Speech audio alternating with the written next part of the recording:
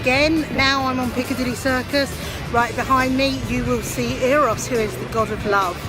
So flying is all about learning to finally love yourself, and we're doing that by making sure we've got great routines in place and that we can make our homes peaceful places that we really enjoy being in. But also it's really important to take that time out for yourself.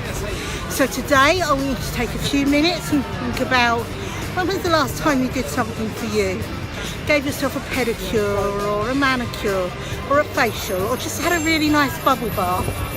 Maybe just spent some time reading a book, or for some of you, went out for a run.